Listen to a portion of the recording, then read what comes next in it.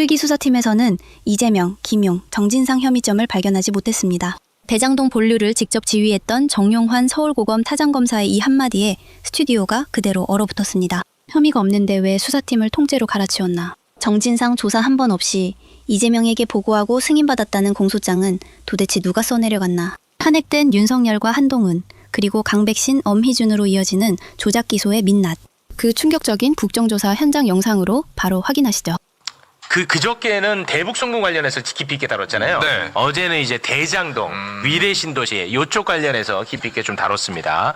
윤석열 정부가 들어서고 대장동 수사팀이 갈려요. 네, 원래 이제 대장동은 1기 수사팀이 있고 문재인 정부 시절에 윤석열 정권으로 바뀌고 2기 수사팀으로 바뀝니다. 기존 수사팀 너네 나가. 그렇습니다. 새로 투입. 바뀌어요. 네. 이거 되게 중요합니다. 그런데 1기 수사팀이 수사를 했을 거 아니에요. 대장동. 그렇죠. 네. 수사를 했는데 이게 핵심이거든요.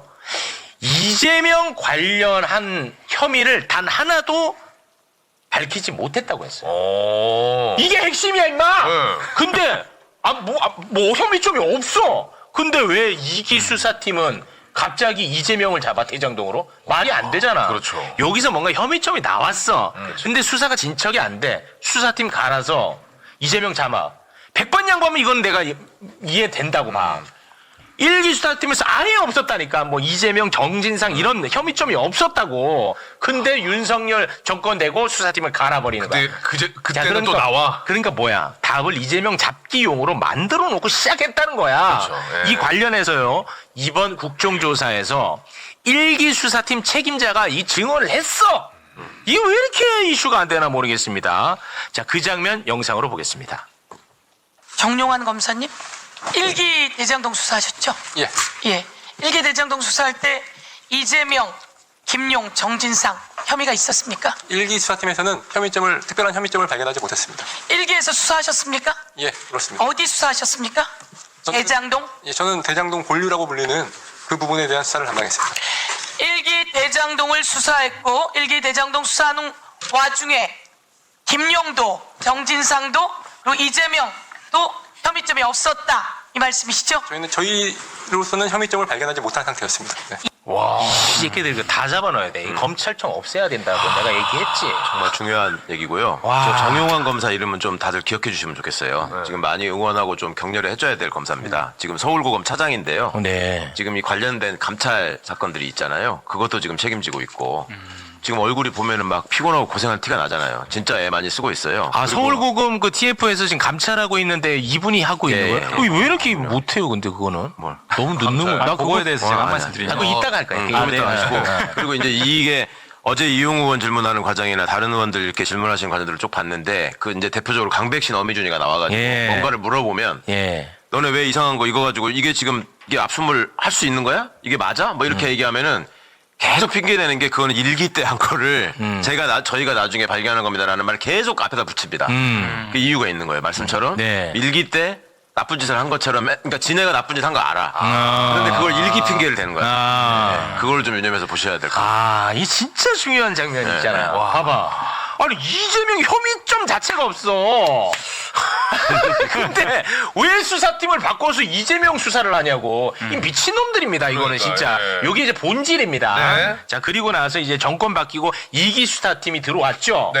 들어와서 그놈들이 이제 공소장을 만들었는데 이재명 대표에 대한 대장동 관련 공소사실 굉장히 중요한 대목이니까요. 요거 좀 소개 부탁드리겠습니다. 네, 정진상 실장이 대장동 수익 일부인 428억 원을 나눠 갖기로 했다고 이재명 당시 성남시장에게 보고해 승인을 받았다.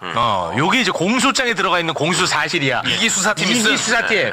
검사들만 바뀌었는데 갑자기 이재명이 나타나는 거야. 맞지? 네. 자, 공소 사실 100번 양보해서 이게 뭐 공소 사실 어떤 혐의점이 나왔다 칠게. 네. 자, 그러면 사실 여부를 떠나서 이렇게 공소장을 작성하려면 최소한 정진상에 대해서는 조사해야겠지? 보고했다면서요? 맞지? 다시 한번 올려주세요. 자기들이 봤을 때 보고했다면서. 방금 거 올려주세요. 주어가 정진상 실장. 정진상 실장이잖아.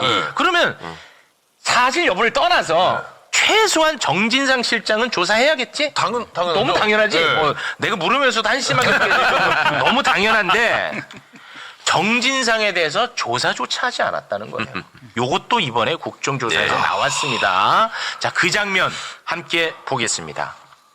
정진상 실장을 데려다가 당신이 이재명 대표에게 428억 여차저차 준답되다라고 보고했다는 조사 받은 적 없지요? 그런 조사는 없는 것 예, 같습니다. 안전을 합시다. 예, 예. 그러면은 어떻게 공소장에다가 정진상을 통해서 이재명에게 보고해서 승인받았다는 내용을 쓸 수가 있습니까? 그 유동규 씨가 그렇게 진술을 했던 것으로 기억합니다. 그래요? 예. 유동규가 정진상 실장이 이재명에게 보고한 현장을 봤다는 겁니까? 그 진술의 신빙성은 재판부에서 판단하시지 않을까 싶습니다. 정진상 실장이 보고했다면은 최소한도 정진상 직접 조사를 통해서 그런 진술을 듣거나 두 번째 정진상 실장이 이재명 대표에 보고한 녹취 파일이 나오거나 정진상이가 이재명 대표에게 보고하는 장면을 목격자 진술이 있지 않으면은 이렇게 공소장 쓸 수가 없습니다. 근데 이거 진짜 해도 너무하다. 진짜 해도 너무합니다. 당사자한테 그 양문환 의원님이 그 국조특위에서 그 진행하는 거 보면은 굉장히 점잖게 하십니다. 근데 저 때요 엄청나게 화가 질책을 나셨어요. 했어요. 완전 왜냐하면은 그냥 직관적으로 봐도 너무나 명백하게 네. 그 공소장을 저렇게 쓸 수가 없는 어떤 수사 결과물을 가지고 마치 직접 정진상이 그 진술한 것처럼 공소장에 기재가 돼 있잖아요. 네. 정작 정진상의 진술은 직접 청취한 바도 없고 조사한 바도 없는데. 그러니까 양평 의원님이 그런데요, 저 어미준 증인이 계속 자기 변명을 합니다. 말장난이에요. 네, 계속 변명을 하는데 양문환 의원님이 참다 참다 폭발해가지고 네. 엄청나게 질책을 했어요. 그러니까 저런 방식으로 그 어미준, 강백신 이 두 사람이 어제 계속 저렇게 변명을 했어요. 네. 이 어미준 이거 어떻게 해야 됩니까? 이런 인간을. 그래서 저들은 저희는- 저런 공소장을 쓰면서 출세해서 저까지 간 자들이에요, 원래. 근데 너무 심하잖아요. 그렇죠. 근데 저렇게 해가지고 손해를 본 적이 없거든, 쟤들이. 어미준이랑 한명숙 총리 사건 때부터 등장하잖아요. 네. 역사가 깊어. 네. 최근에 그리고 저렇게 쿠팡까지. 해서 쿠팡까지 쭉 이어지잖아요.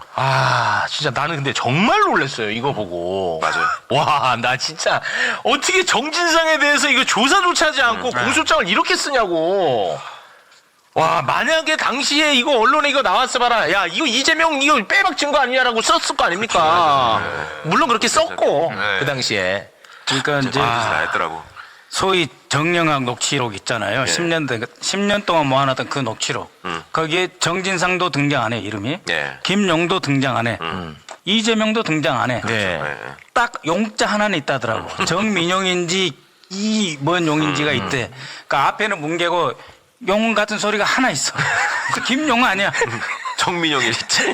어디에도 김용도 없고 전진상도 없고 이재명도 없어. 네. 그래서 물어봤어요. 야, 일기 수사팀 정용환 팀장, 당신 이거 녹취 들었냐? 네. 그랬더니 역할 분담해서 들었다 그랬어요. 네. 들었는데 혐의점을 발견하지 못했다 그랬고 자기들끼리 치열하게 토론했고 그래서 이재명이 들어가지 않았다 이렇게 이제 대답을 한 건데 똑같이 물었어요. 어미정 강백씨, 니도 이거 들었냐? 안 들었대요. 이 녹취를 지들은 듣지도 않았어. 네. 그러면서 조작된 속기록을 속기록, 가지고 예. 그대로 썼는데 그럼 뭐냐? 이 윤석열 정권이 22년 5월 9일 날 취임한 직후에 네. 곳곳에 현안 팀 내지는 현안 대응팀 생겨요. 국정원에도 생기고 안보실에도 생겨요. 자, 현안 중요한 팀이. 얘기입니다. 들어야 그리고 돼요. 이 검찰에도 현안 팀이 생겨요. 이 자들이 바로 어미준 강백신 플러스 6명과 다른 검사들이 들어와. 해가지고 그 팀에서 하는 일이 22년 5월부터 7월까지 즉 정용환 수사팀 그대로 살아있는데 눈이 시퍼렇게 살아있는데 그 자료를 다 갖다가 지들이 열람하고 보고 그때부터 조작질을 시작하는 거예요. 그렇지. 이재명 잡기 위해서. 그런데 이 현안이라는 건 다시 말하지만 옛날식으로 말하면 청와대 하명 수사예요. 윤석열이 하명한 거는 다 현안이야. 그러니까 중대 국가적 과제 뭐 이러잖아요. 정권이 출범하면 뭐 전략과제, 무슨 과제, 중점과제 이렇게 나누는데 전략과제, 중점과제 그런 게 아니고 현안으로 뚝뚝 떨어진 것은 다 윤석열이가 지시한 거예요. 네. 그리고 그럴 수 국정원에도 있는 똘마지들만 뽑아다가 다 뽑아가지고 해놓고. 자, 근데 여기 이제 핵심이 뭐냐? 현안이라고 해갖고 검찰 TF를 꾸렸다고 했잖아. 네. 거기서 무슨 뭐 마약 사범 잡고 뭐 강력범죄 잡는 현안이 아니고 정적 이재명 제거가 현안이라는 게 핵심이야. 그러니까 예, 출범하자마자 감사원도 현안이- 마찬가지지. 예. 모든 현안이 다 이재명 작품. 그런 거고. 예. 이게 시기적으로 이제 잘 봐야 되는데요. 아까 그 정용환 지금 서울고검장 직무대리거든요. 차장검사인데 네. 어쨌든 그 일기 수사팀을 이끌었어요. 그런데 22년 7월까지 일기 수사팀이 살아 있습니다. 살아 있어. 어제 확인한 바는 2기 수사팀 22년 5월 달에 정식 발령도 아니고 그렇지. 직무대리로 갑자기 투입돼요. 그런데 어제 진술은 강백신, 어미준 진술은 송경호 중앙지검장의 지시를 받았다. 발령은 서울고검장 발령을 받았고 그러면 직무대리거든요. 그것도 소속이 공판부예요. 공판부는 재판하는 거고 그렇죠. 형사재판. 수사는 대 팀이 아니죠. 와가지고 서울중앙지검 업무지원 형식으로 지시를 받고 왔다는 거예요. 근데 그 중앙지검 업무지원의 핵심은 결국 대장동 사건 검토. 이재명 잡기. 그래서 저희가 지금 세밀하게 보는 지점이 1기 수사팀에서 2기 수사팀으로 넘어가는 이 과정을 네. 이제 현미경을 가지고 이제 다음부터는 봐야 돼요. 제가 어제까지 확인한 것은 와서 최초로 한 일이 뭐냐라고 했더니 검토 보고서를 작성했대요. 기록을 전자기록을 쭉 보고 검토 보고서를 작성해서 중앙지검장한테 순차적으로 보고했다. 그래서 제가 그 검토 보고서에 그게 어떻게 보면 첫 보고서일 거 아니에요? 그네들이 투입된 돌. 이재명 대표에 대한 혐의 여부에 대해서 기술을 했냐 안 했냐 그랬더니 이걸 계속 추궁했어요. 여기서부터 말을 더듬어요. 말이 그렇지. 꼬여버렸어. 그래서 그렇지. 이것은 계속 간다 다음에도. 그렇지. 이거는 내가 볼 때 사이즈가 너무 커서 이거 특검의 그 영역입니다. 제출 요구했어요? 보고서 자료 제출 요구. 그때 당시 이네들이 생산한 모든 자료들을 제출하라고 요구했고 네. 정회 시간에 현 중앙지검장이 오더니 자료가 없답니다. 그런데 그러면 공문서로 생산된 걸 폐기됐다라고 하면 무단 폐기했으면 그거 말이 안 되죠. 범죄거든요. 네. 그래서 일단 내라. 없으면 없는 사유까지 기재해서 내라. 네. 공식적으로 문제 삼겠다라고까지 네. 했고 이 부분과 관련해서는 항상 어제의 기조가 자기 변명들은 매우 세밀하게 진술을 하는데 뭔가 리스크가 있는 진술은 정확히 기억이 안 납니다로 다 빠져나갔거든요. 그렇습니다. 그래서 제가 다음번 또 부를 테니까 기억을 정확하게 살려서 와라. 알겠습니다. 저 오늘 다룰 게 많아서. 그 지점이 중요합니다. 듭니다. 관련해서 어제 서민석 변호사가 그 연호회 술파티 의혹 받고 있는 서울고검 인권침해 점검 TF에 출석을 해서 녹음 파일을 다 제출을 했어요. 그리고 이제 수사에 적극적으로 임하겠다라는 태도를 보였는데 이 녹음 파일이 상당히 큰 전환을 만들겠습니까? 아니면은 그 국정원장이 국조특위에 출석해서 밝힌 여러 가지 사례들 있지 않습니까? 근데 그런 것들이 좀 크게 전환이 되겠습니까? 사실은 좀 성격이 좀 다르긴 하죠. 네. 녹음 파일은 일선 수사 검사들 네. 그리고 서민석 변호사한테 그 윗선 그러니까 수원지검 내의 그렇습니다. 윗선까지 녹음 파일이 있는 걸로 보이는데요. 수원지검 내 윗선까지 네, 녹음 파일이 그러니까 부장지검장 뭐 이 정도까지 녹음 파일이 있는 걸로 보이는데 그러니까 서민석 변호사가 누굽니까 저기 박상용 검사 말고도 부장검사 지검장하고도 통화한 녹음 파일이 있다. 예 그런 걸로 보입니다. 이것도 단독이네. 가지고 있는 걸로 보여요. 가지고 예. 있는 걸로 보인다. 서민석 변호사 저는 우선 전제는 서민석 변호사의 용기에 상당히 고맙게 생각하고 충분히 인정받아야 될 행동이다라는 생각인데 어쨌든 서민석 변호사가 해당 녹취록에 대해서는 이게 되게 뜸들이면서 뭐 했다는 그런 참 힘들게 했던 게 있거든요. 예. 그간의 서민석 변호사의 태도를 봤을 때 왜 이제 내놓는 거냐 이런 문제죠. 아니 그것보다는 예. 지금 대외적으로는 그 지검장과 부장과 통화는 했으나 녹취록은 지금 어디인지 모르겠다 찾아보고 있다라고 표현을 하시지만 네. 저는 갖고 계시지 않을까 생각을 합니다. 네. 뭐 그간의 그분의 태도를 봤을 때 예. 그렇게 생각을 하고요. 그러니까 예. 어쨌든 녹취록은 그 수원지검 내 일선 검사들의 위법 상황이 담겨 있는 거고 근데 사실 국정원 건은 네. 이 건이 수원지검의 문제가 아니라 국가 권력 자체 그렇습니다. 그러니까 윤석열 정부 자체가 대북 송금 사건에 직접 개입을 했다라는 맞습니다. 증거이기 때문에 네. 사실은 이게 엄중함으로 따지면 국정원이 훨씬 크죠. 엄중하죠. 예. 근데 시사적 파격으로 따지면 뭐 둘이 그리고- 비슷하지 않을까. 예. 그러니까요. 네, 어쨌든 국조를 돌리니까 이런 것들이 다 국민들께 공개가 되는 네네. 상황이 아닌가 싶어요. 사실 지지부진했습니다. 서울고검 인권침해 점검 TF가 왜 이렇게 안 돌아가는 거냐. 너무 답답하다. 환장할 뻔했습니다. 정말. 예, 우리 김 변호사님 환장할 뻔했는데 어쨌든 이게 국조가 되면서 이러저러한 정보들이 그렇죠. 일시에 다 터져 나오는 이런 상황이 된 건데 근데 정말 충격적인 것은 어제 나온 그 특검보의 그 정례 브리핑 네네. 내용이었어요. 이를테면은 윤석열의 대통령실이 실제로 이 대북송금 사건, 쌍방울 대북송금 사건에 개입한 내용이 확인이 되었다라는 거거든요. 근데 수사상에 놓여 있기 때문에 구체적인 내용은 기자들한테 확인은 안 해주시는데 혹시 우리 김 변호사님께서 뭐 들으신 내용이 있으십니까? 이거는 뭐 제가 이제 구체적인 정보는 저도 없고요. 네. 그 당시 상황을 종합해서 봐야 될 것 같은데 네. 모두가 알듯이 이 건은 처음에 변호사비 대납으로 시작됐습니다. 맞아요. 네, 변호사 대납으로 시작이 됐고 변호사 대납은 그 당시 뭐 민주당 내에서 흘러나오긴 했지만 네. 그 다음에 변호사 대납 20억이 얘기 나오면서 쌍방울 그룹의 전환사채 20억짜리 뭐 이런 맞아요. 논의가 됐어요. 예. 논의가 되고 22년 상반기에 그때는 문재인 정부 시절입니다. 이 상반기에 FIU 네. 금융분석 금융거래 분석원 예. 거기서 쌍방울 그룹의 이상거래 포착을 했죠. 해서 대검으로 넘깁니다. 네. 대검으로 넘기고 대검이 이 사건을 어디로 넘기냐면 수원지검으로 넘겨요. 예. 이거는 수원지검이랑 전혀 상관이 없는 사건입니다. 네. 예. 쌍방울 쌍방울이 어디 있어요? 회사가? 수원에 있어요? 그 신당동 쪽에 있습니다. 신당동. 서울에 있어요. 예. 네. 서빙구 이쪽에 있는데 근데 수원으로 넘어가요. 수원으로 넘깁니다. 네. 수원과 전혀 상관이 없어요. 그 당시 수원은 이재명을 파고 있을 때였고. 그 상황이고.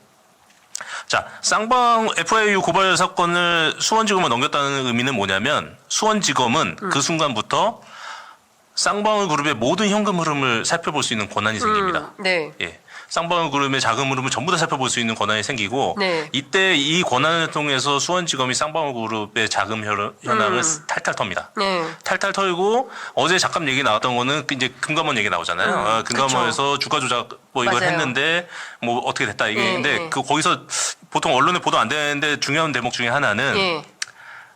검찰이 금감원에 야 주가 조작 혐의가 있는 거 같으니까 네가 한번 예. 살펴봐라고 요청을 했는데 그 당시에 금감원은 예. 검찰이 이미 다 파악하고 있더라. 예, 우리한테 이거 좀 살펴봐라면서 자료 줬는데 검찰이 이미 다 파악하고 있더라. 이건데 그게 FIU 건을 수원지검을 넘겼고 수원지검에서 현금 흐름을 다 살펴봤기 때문에 나온 겁니다.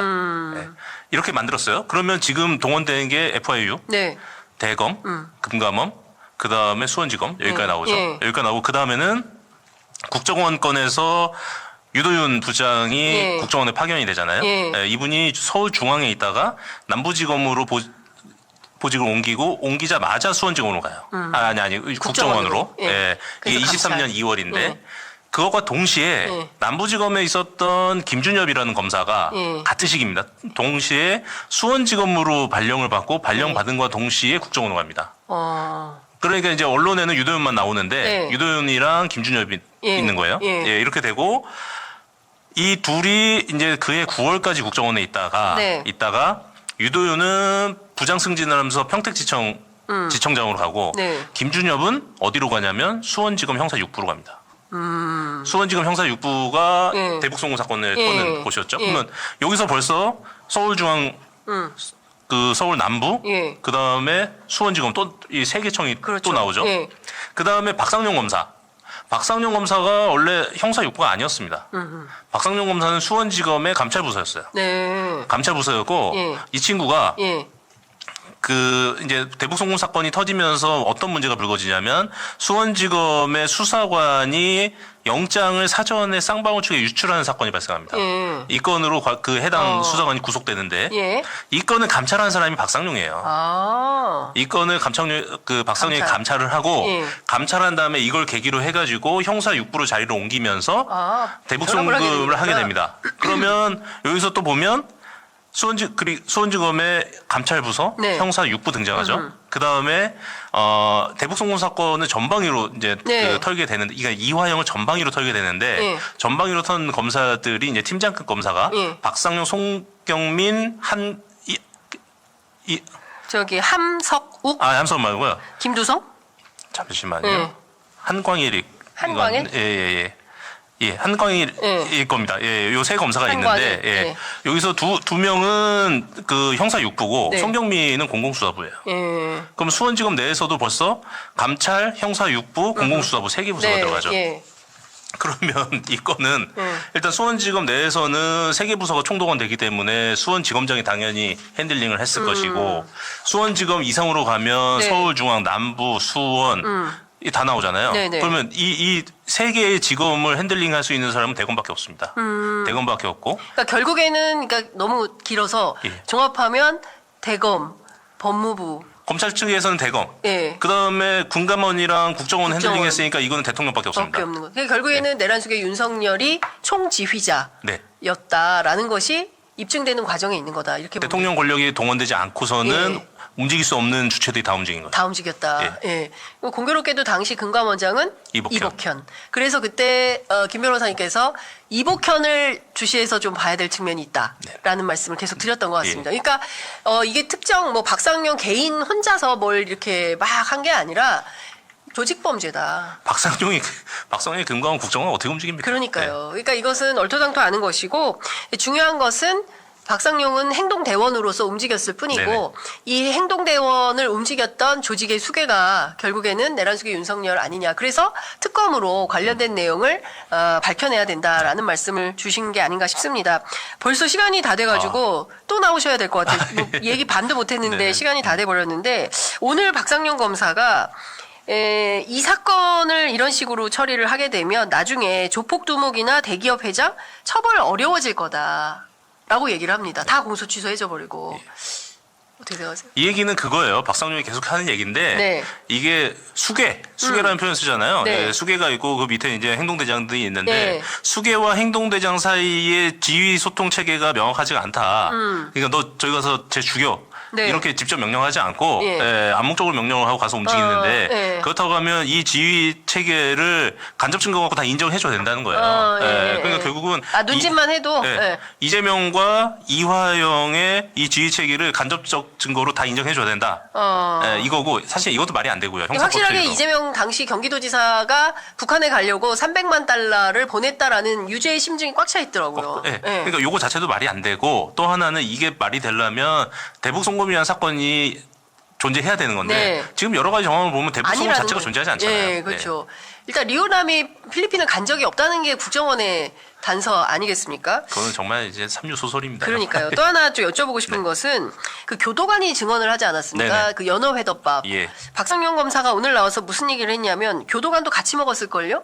이렇게 얘기를 해요. 네네. 그 자리에서. 10,000원 상당을 10,000원 상당이고 그리고 본인은 없었던 걸로 안다. 뭐 이런 표현을 썼어요. 그러면서 사실 그 공식적으로 제공하는 식사인데 자기가 밥을 할 수도 없고 그럼 외부에서 오는 게 당연한 거지. 이게 뭐가 문제가 되느냐. 이렇게 이야기를 합니다. 관련해서 제가 오늘 법무부 고위관계자한테 확인을 했더니 뭐 설렁탕 같은 거 시켜주는 거지 외부에서 음식을 들여오는 게 말이 되냐. 이 자체가 박상용 검사의 발언은 어불성설이다. 이렇게 얘기를 하는데 변호사님은 어떻게 보세요? 원칙은 구치감 내려가서 먹어야 돼요. 구치감 내려가서 먹어야 되는데 네. 그러니까 구치소에서 온 식사를 구치감 내려가서 먹어야 근데 되는데 구치소에서 와야지 연어회 덮밥을 그렇죠. 외부에서 시켜주는 거는 안 되는 거죠. 안 되는 거죠. 근데 교도관이 같이 먹으면 되는 거예요? 아니 그것도 안 되는 거고 교도관이 같이 먹었을 거다라고 얘기를 하는 거는 네. 교도관은 항상 그 수감자 옆에 있어야 됩니다. 예. 옆에 있어야 되는데 예. 그럼 원래 구치감이 내려가서 같이 먹어야 되는데 예. 구치감이 아니라 지금 검사실에서 먹게 됐잖아요. 그쵸. 검사실에 먹게 되다 보니 예. 구치소 음식이 아니라 다른 음식을 먹은 먹은 거잖아요. 거다. 예. 그러면 교도관은 그 지근거리에 있어야 되니까 본인 혼자 밥 먹겠다고 구치감 내려갈 수는 없잖아요. 그렇죠. 그러니까 그렇게 외부 음식을 시켜줄 때는 네. 그 교도관 음식도 같이 시켜야 됩니다. 교도관도 옆에서 같이 먹어야 되니까. 예. 근데 그때 교도관이 얘기할 때 예. 어떤 얘기가 나왔냐면 영상 녹화실에 있을 때 본인들은 못 들어오겠다. 예. 밖에 창문으로 지켜보겠다 했잖아요. 예. 그럼 먹었으면 예. 교도관은 그 밖에서 먹었겠죠.